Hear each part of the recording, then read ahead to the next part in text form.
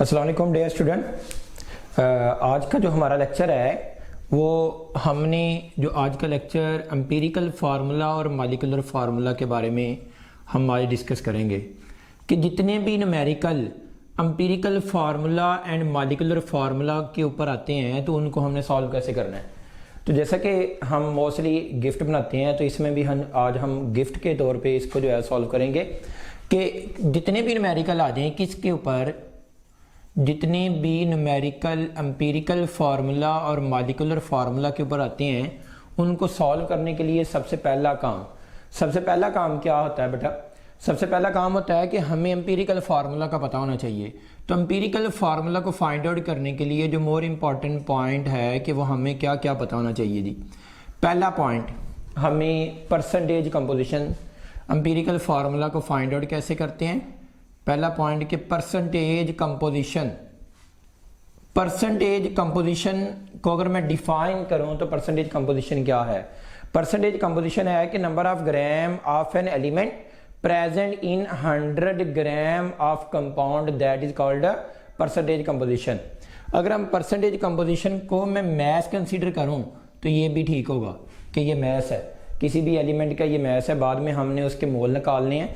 तो point number 2 में हमने क्या करना है? पॉइंट नंबर 2 में हमने number of moles find out करने हैं। और नंबर ऑफ मोल्स को फाइंड आउट करने के लिए मेरे पास जो फार्मूला है जो ऑलरेडी हम बार बार डिस्कस कर रहे हैं, given mass over molar mass, कि गिवन मैस और मोलर मैस की वजह से हम क्या फाइंड आउट कर लेंगे? Number of mole find out कर लेंगे और परसेंटेज कंपोजिशन को ही उसके मोलर मैस से डिवाइड कर देंगे। और उसके बाद हमें नेक्स्ट क्या करना है? हमें next atomic ratio find out करनी है। एटॉमिक रेशो कैसे फाइंड आउट करते हैं जी? एटॉमिक रेशो को फाइंड आउट करने के लिए जो हमें मोल मिल गए हैं, जितने भी एलिमेंट हैं जो जिनके हमने मोल फाइंड आउट कर लिए हैं, उनको हम क्या करेंगे? उनको जो उनकी जब में से जो सबसे स्मॉलेस्ट वैल्यू है उसके ऊपर सबको क्या कर देंगे? डिवाइड कर देंगे। तो डिवाइड करने से हमें ये जो एटॉमिक रेशो है ये कहाँ से मिलेगी? मोलर रेशो से मिलेगी। तो ये याद रखना है कि जब हम मोल निकाल लेंगे तो मोल के दरमियान जो रेशो है उस उनमें से जो सबसे स्मॉलेस्ट वैल्यू है उसको सबके ऊपर क्या कर देना है? डिवाइड कर देना है। नेक्स्ट इंपॉर्टेंट पॉइंट, अगर एटॉमिक रेशो क्या है? होल नंबर है। अगर एटॉमिक रेशो होल नंबर है तो that is the empirical formula, वही उस एलिमेंट का, उस मॉलिक्यूल का, उस कंपाउंड का एम्पिरिकल फार्मूला है। और अगर आपके पास जो एटॉमिक रेशो है वो आपके पास होल नंबर में नहीं है, वो किस में है? फ्रैक्शन में है। अगर वो फ्रैक्शन में है तो इसका मतलब है कि हम उसको किस में कन्वर्ट करेंगे? होल नंबर में कन्वर्ट करेंगे। और होल नंबर में कैसे कन्वर्ट करेंगे? फ्रैक्शन को मल्टीप्लाई करेंगे, मल्टीप्लाई विद सूटेबल डिजिट के साथ क्या करेंगे? मल्टीप्लाई करेंगे। तो यूं हमें ये जो है वो 4 पॉइंट याद रखने हैं। किसी भी न्यूमेरिकल में अगर हमें न्यूमेरिकल दिया हुआ है तो उसमें हमें क्या करना है? ये 4 पॉइंट याद करने हैं कि एम्पिरिकल फार्मूला कैसे फाइंड आउट करना है। एम्पिरिकल फार्मूला जब हम फाइंड आउट कर लेंगे तो उसके बाद मुझे क्या फाइंड आउट करना है? मॉलिक्यूलर फार्मूला फाइंड आउट करना है। अगर मुझे मॉलिक्यूलर फार्मूला फाइंड आउट करना है तो मॉलिक्यूलर फार्मूला के लिए जो फार्मूला है वो आपके पास n multiply empirical formula. Very important point, n whole number में होगा, n कभी भी फ्रैक्शन में नहीं होगा, कभी भी जीरो में नहीं होगा। n कभी जीरो नहीं हो सकता। और वो मॉलिक्यूल जिनके लिए n 1 होगा उनके लिए पॉइंट याद रखना है कि उनका empirical formula and molecular formula क्या होगा? सेम होगा। एग्जाम्पल मेरे पास वाटर है C12H22O11 है। अच्छा, और ट्रिक यहाँ पे याद कर लें कि हमें कैसे पता चलेगा कि n यहाँ पे 1 है।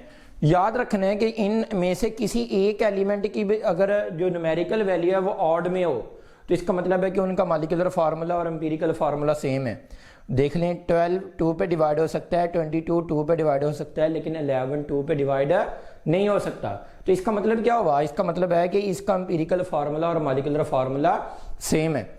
अगर मुझे मालिक, अब मुझे यहाँ पे पता होना चाहिए कि एन क्या है। एन को कैसे हम फाइंड आउट करते हैं, तो एन होता है molecular formula mass divided by empirical formula mass. Molecular formula mass and empirical formula mass जो है, यहाँ पे इंपॉर्टेंट पॉइंट, मोस्टली स्टूडेंट जो मिस्टेक कर रहे होते हैं वो क्या करते हैं कि एन यहाँ पे देखते हैं और मैथमेटिकली देखते हैं कि इसको इससे डिवाइड करें, तो फार्मूला से फार्मूला डिवाइड होकर कुछ भी आंसर नहीं आएगा।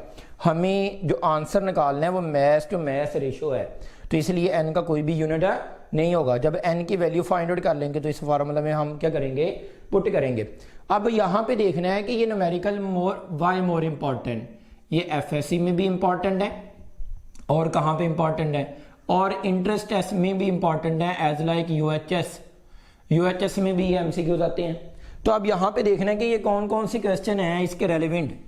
इसके रेलिवेंट जो है एग्जाम्पल नंबर 5 जो यूएचएस में 2012 में आई हुई है, और एग्जाम्पल नंबर 5 के साथ जो क्वेश्चन है एक्सरसाइज का क्वेश्चन नंबर, इसके साथ जो आता है वो 17 आता है। अगर हम एग्जाम्पल नंबर 3 देखें, इसी के साथ ही है एग्जाम्पल नंबर 3 और एक्सरसाइज का क्वेश्चन नंबर 16 है, और इसमें एग्जाम्पल नंबर जो 4 गिवन है वो भी इसी के रेलिवेंट है, और वो यूएचएस में 2017 में एज इट डाटा दिया हुआ है। देखें, अब स्टूडेंट कहते हैं सर न्यूमेरिकल एमसीक्यूज में कैसे आ सकता है, तो आपके सामने ये जो एग्जाम्पल है, एग्जाम्पल नंबर 4 यूएचएस में 2017 में आई हुई है। जी बेटा, जो हम यहाँ पे डिस्कस कर रहे थे क्वेश्चन नंबर 16, 17 और यूएचएस के एमसीक्यूज, तो यहाँ पे मैं डिस्कस करता हूँ क्वेश्चन नंबर 16। तो क्वेश्चन नंबर 16 का जो बुक में डाटा गिवन है वो क्या क्या गिवन है। क्वेश्चन नंबर 16 में percentage of carbon 38.5%, hydrogen 9.7% and percentage of oxygen 51.6%, and उस कंपाउंड का मोलर मास दिया हुआ है। और मोस्टली स्टूडेंट यहाँ से भी कंफ्यूज होते हैं कि ये मोलर मास दिया हुआ है तो इसका नेक्स्ट यूज़ नहीं है। ये याद रख लें कि सम टाइम यूएचएस में भी इस तरह का एमसीक्यूज देता है कि डाटा कोई और दे देता है और उसके रेलिवेंट अक्सर डाटा कुछ और होता है, तो वो इररेलेवेंट डाटा को हमने यहाँ पे यूज़ नहीं करना। ये हमें कैसे पता चलता है कि हमने इररेलेवेंट डाटा को यूज़ नहीं करना, उसमें मैंने आपको जो बताया था कि हमसे पूछ क्या रहा है, एम्पिरिकल फार्मूला पूछ रहा है। अगर मुझसे एम्पिरिकल फार्मूला पूछ रहा है तो आपको मैंने एम्पिरिकल फार्मूला के 3 पॉइंट बताए थे और 4 पॉइंट बताए थे। 3 जो है वो देखिए, पहला पॉइंट परसेंटेज कंपोजिशन, तो मुझे परसेंटेज कंपोजिशन गिवन है। एक पॉइंट वेरी इंपॉर्टेंट, कौन से वाला, कि एग्जाम्पल नंबर जो 4 है, एग्जाम्पल नंबर 4 में परसेंटेज कंपोजिशन हमें फाइंड आउट करनी है, और वो कैसे फाइंड आउट करनी है, कंबस्टन एनालिसिस से। अगर हमें जो है वो कंबस्टन वो परसेंटेज कंपोजिशन नहीं गिवन, तो फिर हम कहाँ से फाइंड आउट करेंगे, कंबस्टन एनालिसिस से परसेंटेज कंपोजिशन हम फाइंड आउट करेंगे। तो कंबस्टन एनालिसिस के ऊपर भी नेक्स्ट लेक्चर आ जाएगा, लेकिन आज का हमारा जो लेक्चर है वो इसके ऊपर है। अब नेक्स्ट काम क्या था, पहला स्टेप कंप्लीट है, सेकंड स्टेप क्या था कि मुझे number of moles find out करने हैं। अब number of moles of carbon, तो number of moles of carbon given mass over molar mass, given mass कितना है 38.7, यहाँ पे 7 है, इसको करेक्ट कर लेना है कि यहाँ पे 38.7 divided by molar mass of carbon 12। अगर हम इसको सॉल्व करते हैं तो ये 3.225 मोल्स आ गए, ये मेरे पास नंबर ऑफ मोल्स आ गए हैं। अब मुझे निकालने हैं number of moles of hydrogen, given mass over molar mass. Given mass कितना है 9.7, मोलर मास 1.008। अगर हम इसको सॉल्व करते हैं तो ये मेरे पास आ जाता है 9.62 मोल्स, 9.62 मोल्स आ रहे हैं। अगर हम यहाँ पे देखते हैं कि number of moles of oxygen, तो number of moles of oxygen given mass over molar mass, given mass मेरे पास 62.1 divided by molar mass oxygen का 16 है, या नहीं सॉरी, यहाँ पे इसको देखें, यहाँ पे मोलर मास 51.6 है, 51.6 डिवाइडेड बाई मोलर मास 16। तो अगर हम इसको भी सॉल्व करें तो ये 3.225 मोल्स आते हैं। अभी मैंने आपको क्या बता रहा था कि जब आपने मोल निकाल लेने हैं तो उसके बाद हमने क्या करना है, एटॉमिक रेशो निकालनी है। मोलर रेशो मेरे पास कैसे आ गई, ये जो मोल के दरमियान रेशो है that is called molar ratio. तो कार्बन, हाइड्रोजन, ऑक्सीजन। कार्बन के मोल कितने हैं 3.225, हाइड्रोजन के कितने हैं 9.62, ऑक्सीजन के 3.225। स्मॉलेस्ट वैल्यू से सभी को क्या करना है, डिवाइड करना है। अभी मैं बताया भी था स्मॉलेस्ट वैल्यू क्या है 3.225 स्मॉलेस्ट वैल्यू है। अगर स्मॉलेस्ट वैल्यू 3.225 है तो मुझे सभी पे 3.225, 3.225 एंड 3.225 स्मॉलेस्ट वैल्यू इनमें से कौन सी थी। यहाँ पे ये कॉमन वैल्यू आ रही है लेकिन ये स्मॉलेस्ट वैल्यू है 9.62 से काफ़ी ज़्यादा कम है। अगर हम इसको सॉल्व करते हैं तो ये आपके पास 1:3:1। This is the atomic ratio. ये मेरे पास क्या कौन सी रेशो आ गई है, एटॉमिक रेशो आ गई है। तो मैंने क्या बताया था, अगर एटॉमिक रेशो होल नंबर हो तो ये कौन सा नंबर है, होल नंबर है। अगर एटॉमिक रेशो होल नंबर हो तो that is the empirical formula. तो इसका मतलब है कि इसका जो एम्पिरिकल फार्मूला है वो CH3O। तो आप आंसर देख सकते हैं कि यहाँ पे जो इसका आंसर बुक में गिवन एक्सरसाइज में क्वेश्चन नंबर है 16 का वो क्या है, CH3O है। या बोर्ड के पेपर में भी अब बार बार ये लॉन्ग क्वेश्चन आता है। तो चैप्टर नंबर 1 में से मोस्टली प्रीवियस ईयर में जो क्वेश्चन आ रहे हैं चैप्टर नंबर 1 से वो मोस्टली क्या आते हैं, न्यूमेरिकल आते हैं। तो एक लॉन्ग क्वेश्चन आपका प्रॉपर अटेम्प्ट हो रहा है। अब हम नेक्स्ट इसमें देखते हैं, सेम उसी तरह का क्वेश्चन है लेकिन इसमें पूछा क्या हुआ है, उसमें पूछा क्या हुआ था, उसमें एम्पिरिकल फार्मूला पूछा हुआ था। इसमें क्या पूछ रहा है, मॉलिक्यूलर फार्मूला पूछ रहा है। डाटा हमें ये गिवन है और पूछ क्या रहा है, मॉलिक्यूलर फार्मूला। तो percentage of carbon, hydrogen, nitrogen, oxygen हमें गिवन है। तो मुझे मोलर मास भी गिवन है क्योंकि मोलर मास मुझे किस में चाहिए, और ये molar mass also called molecular formula mass. तो ये मॉलिक्यूलर फार्मूला मास है। मुझे फाइंड आउट क्या करना है, मॉलिक्यूलर फार्मूला अगर मुझे फाइंड आउट करना है तो मॉलिक्यूलर फार्मूला को फाइंड आउट करने के लिए मैंने क्या बताया था पहले कि हमें एम्पिरिकल फार्मूला का पता होना चाहिए। तो देखें जब भी कोई क्वेश्चन आ जाए ना न्यूमेरिकल, उसमें करना क्या होता है, उसमें करना ये होता है कि आपने जो डाटा दिया हुआ है उसके रेलेवेंट कोई फार्मूला है तो आप लिख लें ताकि हमें यह पता हो कि हमें कौन कौन सी चीज़ें रिक्वायर्ड है। तो मुझे सबसे पहले एम्पिरिकल फार्मूला चाहिए। अगर मुझे एम्पिरिकल फार्मूला को फाइंड आउट करने के लिए 3 पॉइंट जो बताए थे, चौथा पॉइंट ऑप्शनल पे है, वो हो भी सकता है नहीं भी हो सकता। कब होगा, जब फ्रैक्शन में आंसर आ रहा है। और अगर हमारा होल नंबर में आंसर आ रहा है जिसका मतलब है कि हमें चौथे पॉइंट की जरूरत नहीं है। तो मुझे पहला पॉइंट तो ऑलरेडी गिवन है। पॉइंट नंबर 2 क्या था कि number of moles find out करने हैं। तो number of moles of carbon given mass over molar mass. Given mass कितना है 68.2, मोलर मास कितना है 12। हम इसको बाद में सॉल्व करते जाते हैं, एक ही साथ सभी सॉल्व कर लेंगे। Number of moles of hydrogen 6.86 divided by molar mass कितना है 1.008। तो number of moles of nitrogen given mass over molar mass, nitrogen 15.09 divided by 14 उसका मोलर मास है। Number of moles of oxygen given mass कितना है 9.08 divided by molar mass जो है वो ऑक्सीजन का 16 है। तो इसमें देखें ये सभी का मोलर मास गिवन है तो हम इसको भी हम क्या कर लेते हैं, कैलकुलेट कर लेते हैं। तो हम क्या बता रहे थे कि हमें सभी का जो है वो नंबर ऑफ मोल्स निकालनी है।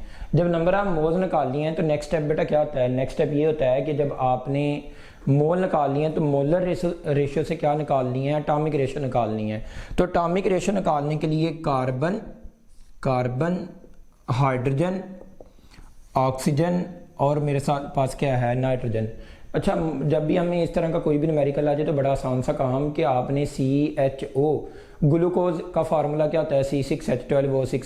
तो एज लाइक सेम आपने उसी तरह की सीक्वेंस रख लेनी है, कोई रूल नहीं है कि आपने उसी तरह की ही सीक्वेंस रखनी है, लेकिन आपको मैं आपकी कन्वीनियंस के लिए बता रहा हूँ कि आपने ये वाली जो है वो आप सीक्वेंस रख लेते हैं तो प्रॉब्लम कम आएगी। कार्बन के मोल कितने हैं 5.68, हाइड्रोजन के कितने हैं 6.80, ऑक्सीजन के कितने हैं, ऑक्सीजन के हैं 0.56। ध्यान से वैल्यू पुट करनी है। नाइट्रोजन के है 1.07। अब अगर अब हम इन सभी में से देखें तो ये this is the molar ratio, ये मेरे पास कौन सी रेशो आ गई है, ये मोलर रेशो आ गई है। और मैंने क्या बताया था कि मोलर रेशो से क्या निकालनी है, एटॉमिक रेशो निकालनी है। तो एटॉमिक रेशो निकालने के लिए मैंने क्या बताया था बेटा, मैंने आपको ये बताया था कि सबसे स्मॉलेस्ट वैल्यू को देखना है, जो सबसे स्मॉलेस्ट वैल्यू है उसको सबके ऊपर क्या कर देना है, डिवाइड कर देना है। तो सबसे स्मॉलेस्ट वैल्यू कौन सी है 0.56। तो इसको मैं क्या करता हूँ कि सभी पे डिवाइड कर देता हूँ। तो 0.56, 0.56, 0.56 एंड 0.56। तो यहाँ पे जब हमारे पास मोलर रेशो आ गई तो मैंने जब सभी को डिवाइड किया तो मेरे पास ये कौन सी रेशो आ गई है, एटॉमिक रेशो आ गई है। अब हम यहाँ पे देखते हैं कि ये जो मेरे पास एटॉमिक रेशो आई है इसको ज़रा देखना है।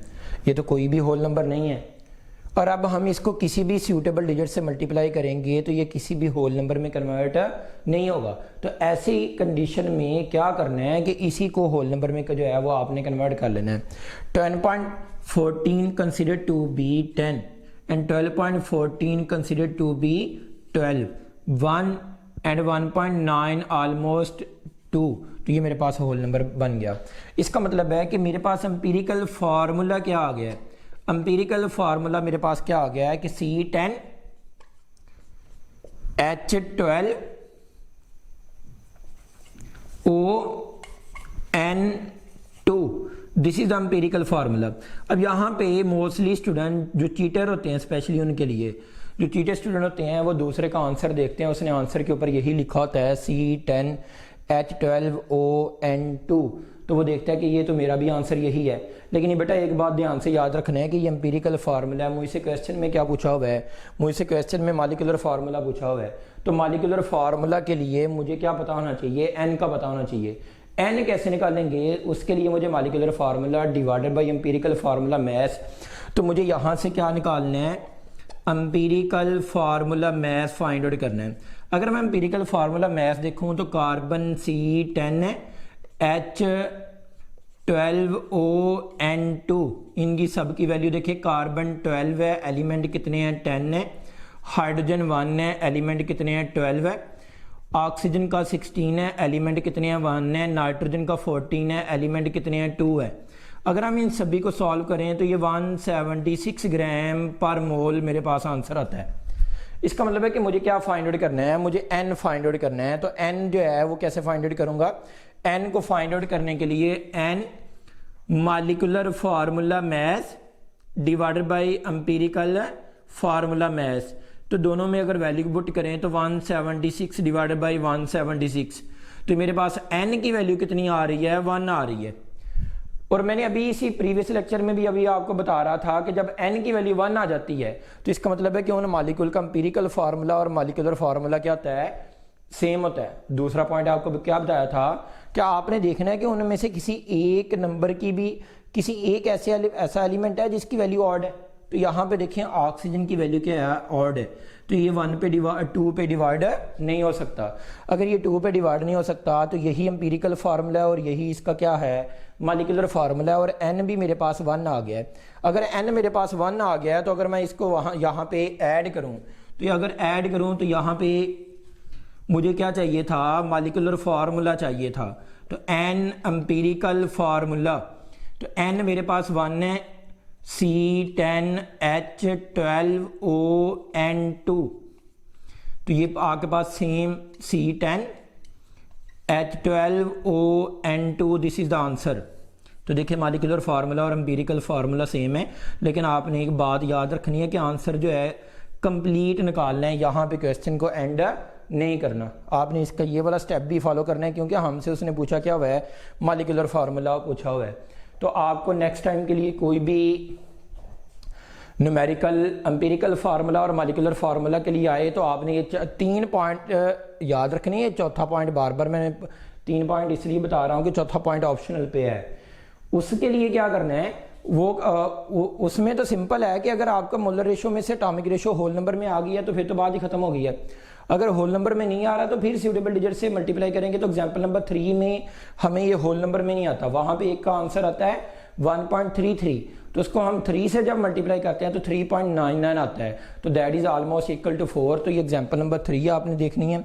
एग्जांपल नंबर जो 4 है वो उसके रेलिवेंट एक्सरसाइज में कोई भी क्वेश्चन है नहीं है, इसलिए एग्जांपल नंबर 4 मोर इंपॉर्टेंट, और वो मैं आपको कंबस्शन एनालिसिस में नेक्स्ट कमिंग लेक्चर में वो भी डिस्कस होगी कि कंबस्शन एनालिसिस क्या है, पेपर में क्वेश्चन कैसे आता है। और यूएचएस में 2017 में भी ये क्वेश्चन आया हुआ है, एग्जांपल नंबर 4 एज इट जो है वो आई हुई है। तो आज के लिए इतना ही काफ़ी है। Best wishes with you, God bless you.